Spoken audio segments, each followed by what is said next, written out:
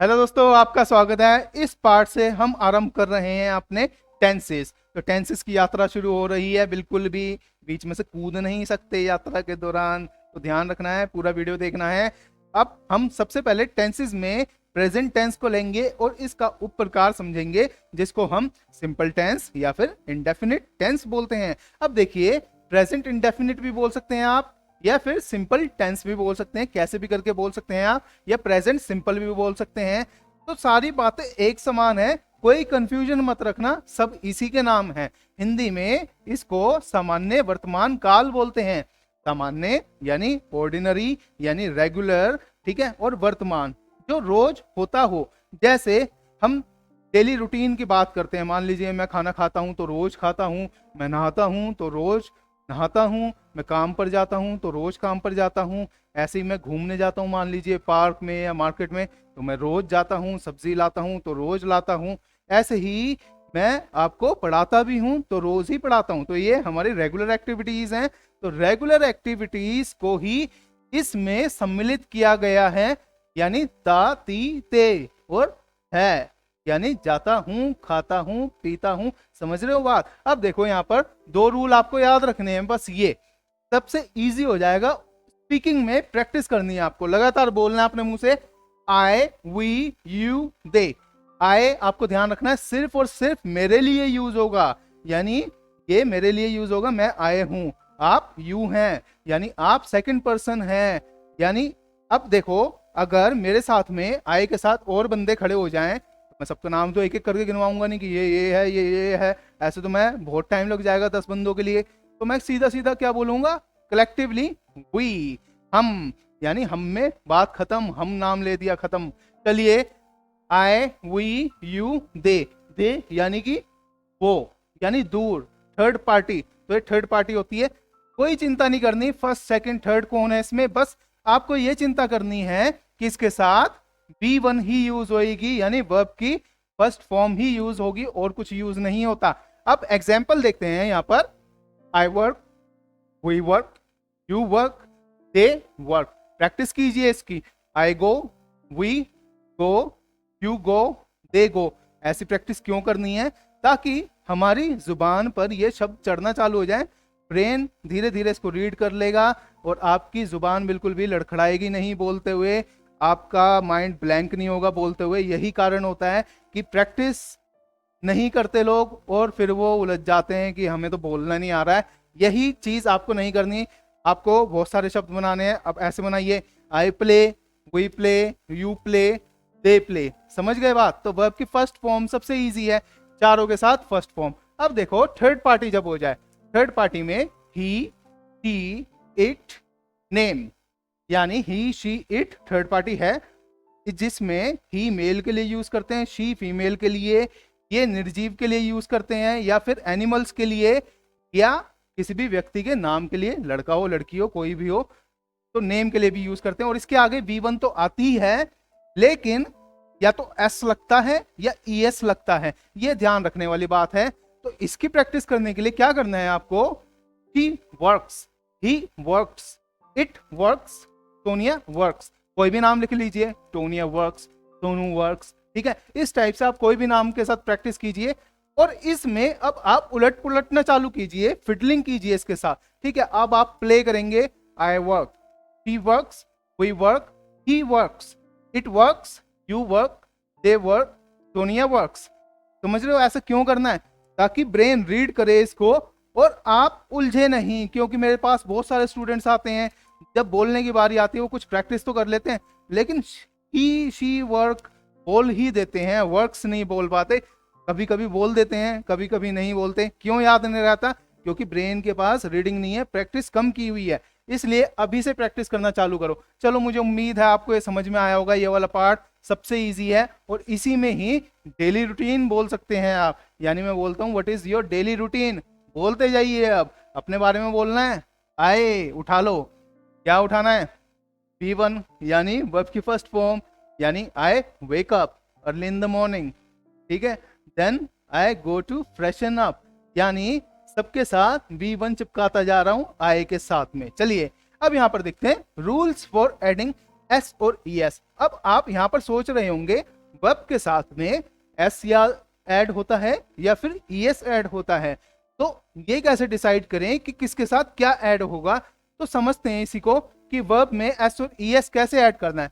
जब भी शब्द जब ओ पर खत्म हो, यानी जैसे कि गो, तो ये ओ पर खत्म हुआ, तो इसलिए इसके आगे ई एस ऐड कर देना है आपने थर्ड पार्टी के लिए। थर्ड पार्टी कौन? ये it goes, she goes, he goes, समझ रहे हो, सोनिया गोज। ऐसे ही डू, तो डू में ओ के ऊपर खत्म हुई ये वाली साउंड फिर से, तो ई एस ऐड किया, he does, she does, it does, Sonia does. समझ रहे हो प्रैक्टिस कैसे कर रहे हैं।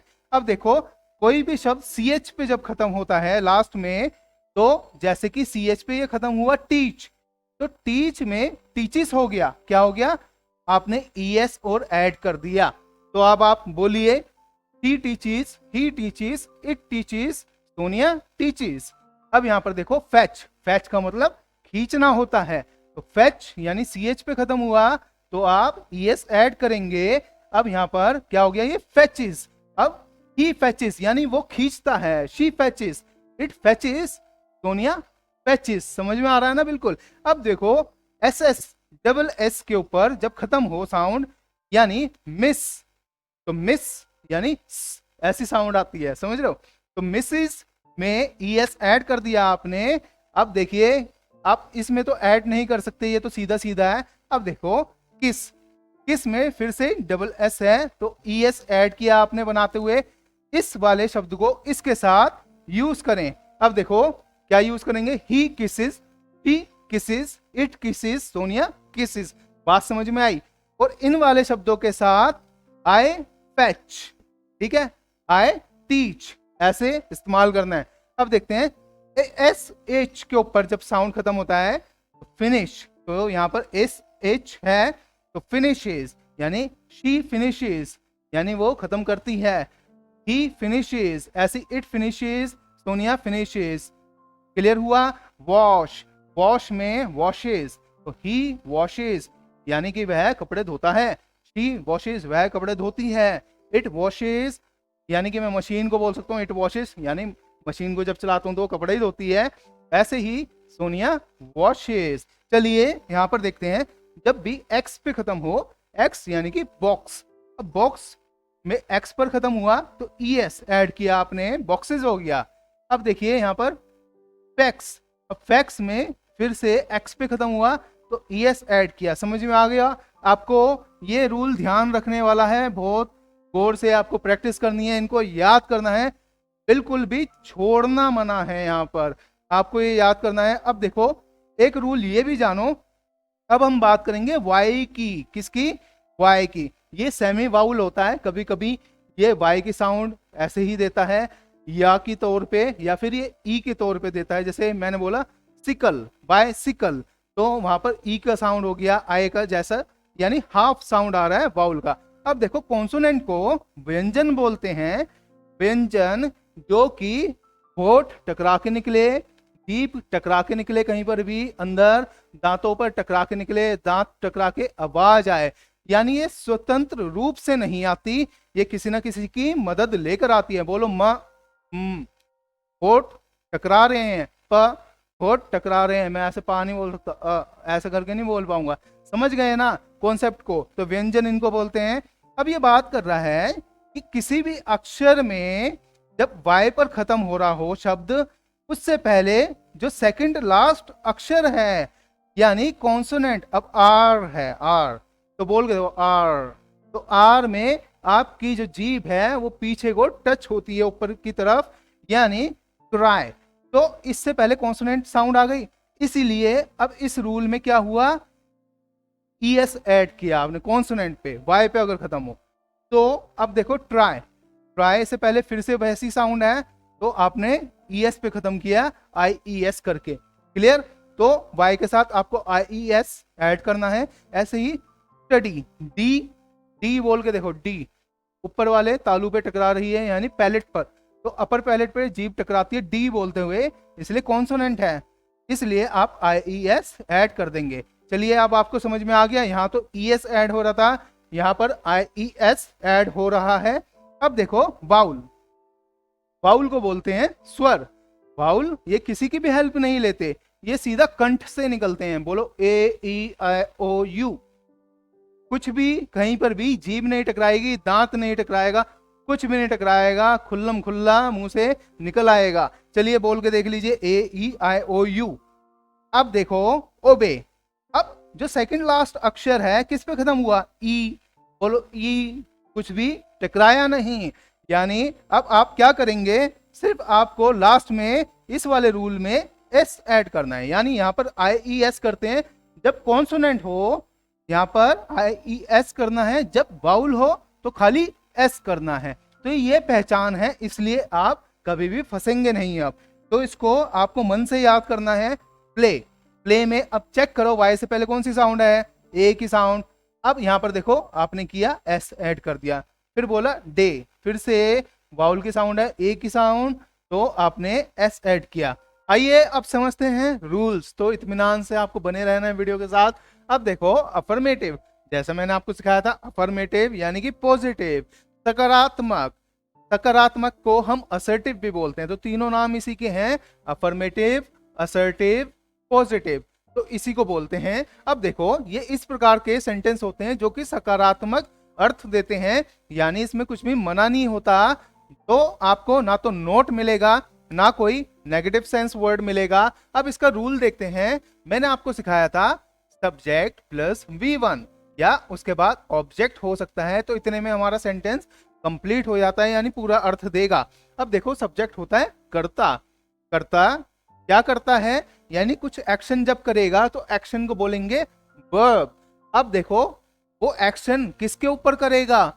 उसको बोलते हैं ऑब्जेक्ट। अब इसी को समझेंगे। इसके बाद में अदर वर्ड भी हो सकता है, और उसके बाद में फुल स्टॉप यानी कि पूर्ण विराम, जो कि हम हिंदी में बोलते हैं। सेंटेंस खत्म हो जाता है, इसके बाद सेंटेंस नहीं है। अब देखो फर्स्ट पर्सन का मैंने एक एग्जाम्पल लिया है। फर्स्ट पर्सन ये एस लगाया है, इसका मतलब है सिंगुलर। मैं हूं आए, मैं कितने हूं? एक ही हूं ना, इसलिए मैं सिंगुलर हूं। सिंगुलर फर्स्ट पर्सन आए होता है। अब देखो आए क्या है? यहाँ पर आए है सब्जेक्ट, ये है सब्जेक्ट। गो क्या है? ये क्या कर रहा है? ये जा रहा है। तो जाना कर्ता के द्वारा एक्शन है, इसलिए ये वर्ब है। अब देखो ये कहां जा रहा है? वो बता रहा है टेम्पल। तो टेम्पल यहाँ पे ऑब्जेक्ट है, तो कर्ता कहां जा रहा है? मंदिर की ओर। अब देखो ये है प्रेपोजिशन, ये है अन्य शब्द, जैसे हमने यहाँ पे रूल में पढ़ा था। ट्यूसडे, ऑन ट्यूसडे, और फुल स्टॉप लगा के सेंटेंस की समाप्ति हो गई। यानी I go to temple on Tuesday, मैं मंगलवार को मंदिर जाता हूं। ऐसे ही आप फर्स्ट पर्सन प्लूरल, प्लूरल में वी होता है। जैसे मैं आए हूं, मैं एक हूं, मेरे साथ अगर बहुत सारे लोग खड़े होंगे तो मैं सबके नाम तो नहीं गिनवा सकता इतनी जल्दी, तो कलेक्टिवली सबको हमने बोल दिया हम लोग, यानी वी। तो we go to temple on Tuesday, you go to temple on what day, वो आपको मालूम होगा। चलिए आपको समझ में आया आपको कैसे प्रैक्टिस करनी है। अब देखो थर्ड पार्टी जो होती है, थर्ड पर्सन जिसको बोलते हैं, उसका सिंगुलर कौन कौन होता है? वो होता है ही, शी, या फिर इट, या फिर कोई नेम भी हो सकता है, किसी व्यक्ति का नाम। तो ही और शी यहाँ पे सब्जेक्ट हैं। सब्जेक्ट क्या कर रहे हैं? ये रहा काम जो कर रहे हैं, यानी कि वह जा रहे हैं। तो गो, अब गो में हमने रूल पढ़ा था, जो शब्द ओ पर समाप्त होता हो उसके बाद, क्योंकि ये थर्ड पार्टी सिंगुलर है, इसकी वजह से इसमें ES ऐड करना पड़ेगा आपको। तो ये बन गया यहाँ पर गोज। अब देखो टेम्पल ऑब्जेक्ट है, ऐसे ही ये हमारा अदर वर्ड है, और ये सेंटेंस की समाप्ति हो गई। चलिए आप बना सकते हैं, आप ऐसे बना सकते हैं, she goes to temple on Tuesday, he goes to temple on Tuesday. Practice करनी है आपको, डिटेक्ट करना है ऐसे ही। अब थर्ड पार्टी प्लूरल में देखते हैं कि दे हो, मान लीजिए वह लड़का है, वह लड़की है। अब ये जो वह लड़का लड़की ऐसे 10-15 हो गए सामने, तो मैं ऐसे तो नहीं गिनूंगा एक एक एक एक करके, मैं बोलूंगा कलेक्टिवली सबको कि वो लोग, यानी मुझसे जो दूर हैं, यानी यहाँ पे मौजूद नहीं है, तो वो लोग दे कहलाएंगे, इसलिए वो क्या हो गए, प्लूरल हो गए। अब देखो यहाँ पर गर्ल्स भी हो सकती हैं, यानी मैं लड़कियों की बहुत सारे की बात कर सकता हूँ, लड़कों की बात कर सकता हूँ, तो बॉयज लिख सकता हूँ, यानी प्लूरल वर्ड भी हो सकता है कोई। तो दे या फिर गर्ल या बॉयज यहाँ पे सब्जेक्ट है, गो वर्ब है, टेम्पल ऑब्जेक्ट है, ये अदर वर्ड है, और ऐसे ही सेंटेंस की समाप्ति हो गई। चलिए आपको क्या करना है, प्रैक्टिस के लिए 10-20 सेंटेंस लीजिए और डिटेक्ट कीजिए। ऐसे ही लिखना है आपको कि कर्ता ये है, ऑब्जेक्ट ये है, वर्ब ये है, अदर वर्ड ये है, तो ऐसे ही आपको डिटेक्ट करना है। चलिए मुझे उम्मीद है आपको ये समझ में आ गया होगा। इनको हम ग्रामेटिकल पर्सन बोलते हैं, first person, second person, third person. मैं आपकी सहूलियत के लिए लिख देता हूं कि आई फर्स्ट पर्सन होता है सिंगुलर में, वी जो होता है ये फर्स्ट पर्सन होता है किसमें, प्लूरल में। ऐसे ही यू जो होता है ये होता है सेकंड पर्सन, ये सिंगुलर और प्लूरल दोनों माने जाते हैं। ऐसे ही जो ही होता है या फिर शी होता है या फिर इट हो सकता है, या ऐसे भी बोल सकते हैं हम, दे भी बोल सकते हैं, कोई व्यक्ति का नाम भी हो सकता है, और इस तरीके से कोई प्लूरल वर्ड भी हो सकता है। तो ये सारे के सारे थर्ड ग्रामेटिकल पर्सन है, ये सेकंड है, और ये यहाँ पर फर्स्ट है। तो मुझे उम्मीद है आपको ये पार्ट समझ में आ गया होगा। चलिए अब यहाँ पर हम समझते हैं कि कहाँ कहाँ पर हमें सिंपल टेंस का उपयोग करना होता है। और कुछ सेंटेंस ऐसे होते हैं कि आप बोलेंगे सर हमने पढ़ा था कि प्रेजेंट कंटिन्यूअस में इज एम आर का उपयोग होता है, लेकिन आप कुछ सेंटेंसेस में प्रेजेंट इंडेफिनिट के हमें देखने को मिलता है कि वहां पर इज लिखा होता है और उसको सिंपल टेंस बोलते हैं। तो वो क्या रूल है, तो इन्हीं रूल्स को जानने के लिए अब आपको यहाँ पर इन आइडियाज के ऊपर ध्यान रखना है। टू एक्सप्रेस जनरल ट्रूथ्स, यानी शाश्वत सत्य, शाश्वत सत्य जो अटल हैं, जिसको आप नहीं बदल सकते। मान लीजिए दिन होता है, शाम होती है, रात होती है, क्या आप बदल सकते हैं, नहीं। कुत्ते भौंकते हैं, क्या उनका भौंकना बंद कर सकते हैं, बुलवा सकते हैं उनको, नहीं। तो कुछ ऐसी बातें जो कि अटल हैं। मान लीजिए पहला सेंटेंस लेते हैं, सूर्य पूर्व में उगता है, यानी इसको मैं इंग्लिश में कैसे बनाऊंगा, द सन।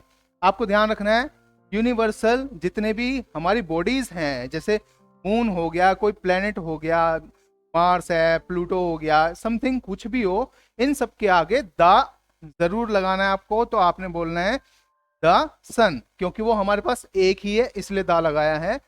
राइजेस, सन क्या करता है, राइजेस इन दी ईस्ट। समझ में आया आपको कि सूर्य पूर्व में उगता है। तो यहां पर आपको क्या ध्यान रखना है, हमने क्या यूज किया, ईएस वाला यूज किया, क्योंकि ये थर्ड पार्टी है, तीसरा व्यक्ति है। अब यहां पर देखो दूसरा सेंटेंस, मंगल ग्रह लाल है, मंगल ग्रह लाल ही है उसकी रस्ट की वजह से, जो वहां पर जो आयन का जो प्रोसेस है सारा, जिसको हम यहाँ पर रस्ट बोलते हैं ना, वैसे ही पूरे मंगल ग्रह पे है, तो इसकी अपीयरेंस लाल दिखती है। तो द मार्स, क्योंकि ये प्लेनेट है इसलिए द का उपयोग किया, द मार्स इज रेड। अब देखो ये आ गया इज, इसीलिए आपको कंफ्यूज नहीं होना, क्योंकि मंगल तो लाल है, इसमें कुछ नहीं कर सकते, ना इसमें कुछ कंटिन्यूटी है, समझ रहे हैं, ये तो जो है वही है, इसलिए इसका उपयोग हुआ यहाँ। शहद मीठा होता है, या फिर शहद मीठा है, ऐसे करके बोल सकते हैं। इसमें हनी इज स्वीट, तो बिल्कुल सिंपल बात है ना, जो शहद होता है वो कड़वा तो होता ही नहीं है, वो बहुत मीठा होता है, तो यहाँ पर इज का उपयोग हुआ। तो इसलिए ऐसे सेंटेंस को आप समझ जाना कि यहाँ पर हम जनरल ट्रूथ्स की बात कर रहे हैं जो कि शाश्वत सत्य हैं। अब देखिए यहाँ पर अगला rule, to express daily routine.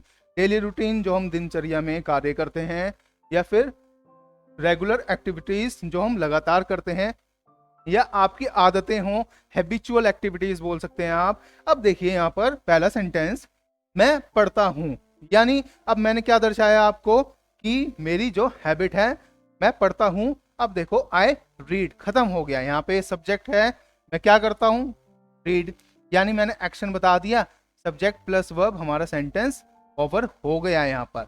Clear. अब देखते हैं यहाँ पर, मेरी घड़ी घूमती रहती है। अब घड़ी तो घूमती रहती है ना, तो इसको इंग्लिश में कैसे बनाया, माई वॉच कीप्स स्पिनिंग, यानी रहती है।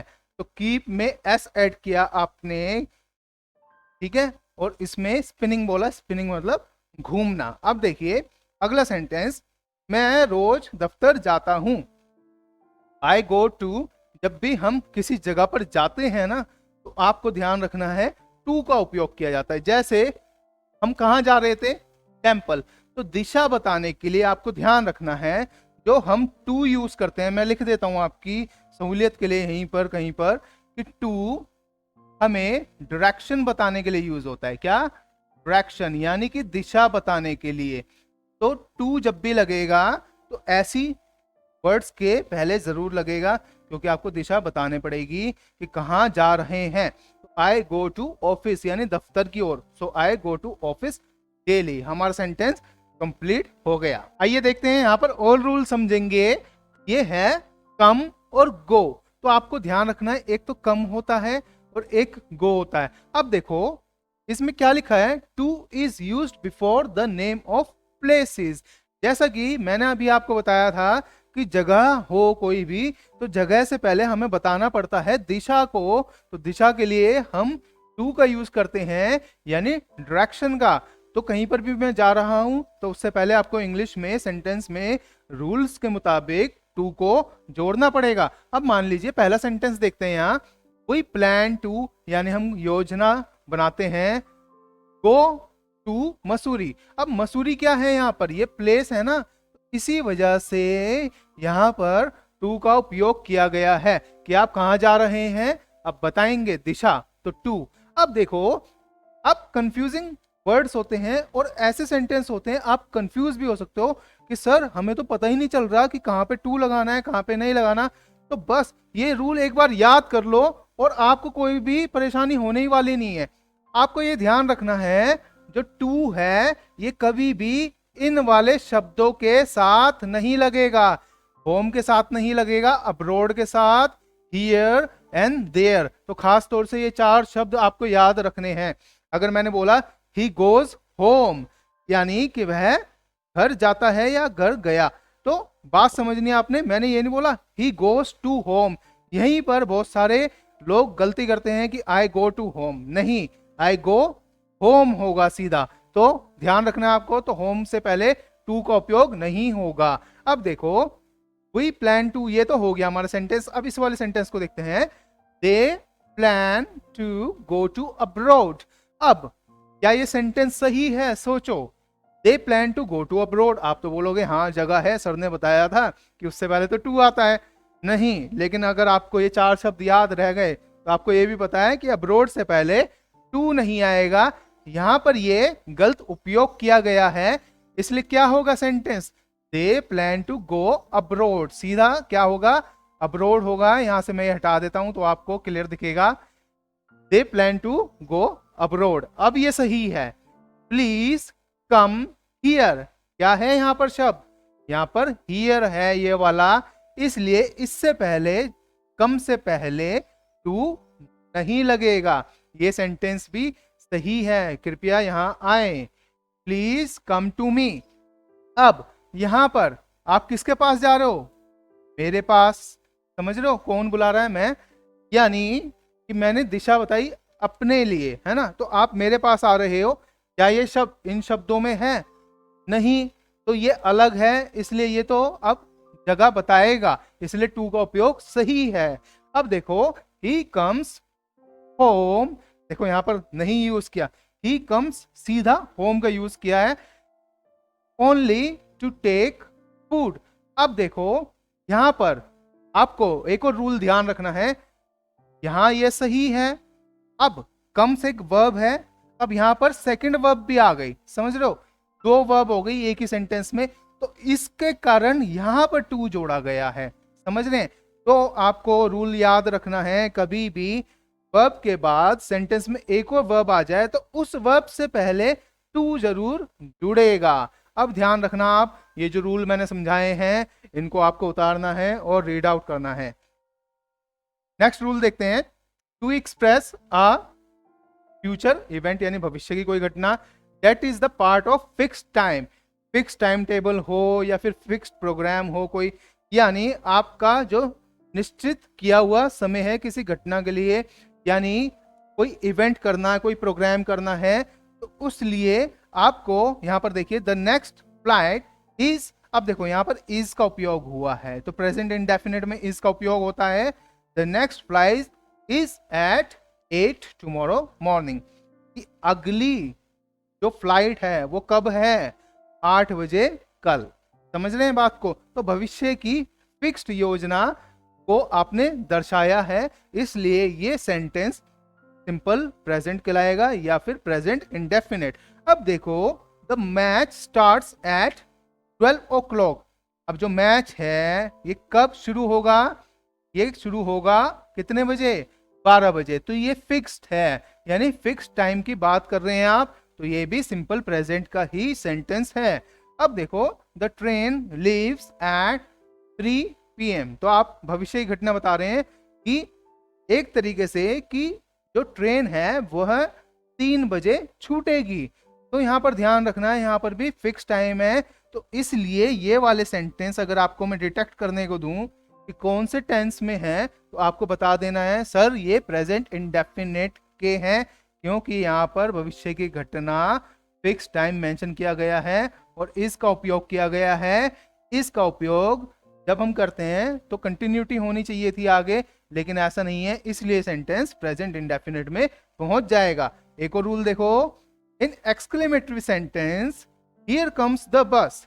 एक्सक्लेमेटरी लो आ गई बस, ऐसे करके बोलते हैं ना एकदम झटके से, देखो वो आ गई, समझ रहे हैं? तो ये एक्सक्लेमेशन होती है, बेसिकली उत्तेजना हो गई, आप में एक्साइटमेंट हो गई, तो आप अचानक से बोल पड़ते हैं हियर कम्स द बस, ये लो बस आ गई। देयर शी गोस, लो वो वहां गई। समझ रहे हैं? तो ये वाले सेंटेंस भी किसके अंदर काउंट होते हैं, आपके प्रेजेंट इंडेफिनिट में। अब हम अपने ये जो पार्ट था ये पार्ट ए है, तो इसलिए मैं बहुत लंबा नहीं करूंगा इसको। जो हमारे नेगेटिव इंटेरोगेटिव और WH फैमिली से वर्ड रिलेट करते हैं, सेंटेंस रिलेट करते हैं, उनको हम बी पार्ट में सीखेंगे। तब तक के लिए धन्यवाद। मेरे इस वीडियो को लाइक करना है, चैनल को सब्सक्राइब करना है, वीडियो को शेयर करना है। मिलते हैं नेक्स्ट पार्ट में, तब तक के लिए धन्यवाद।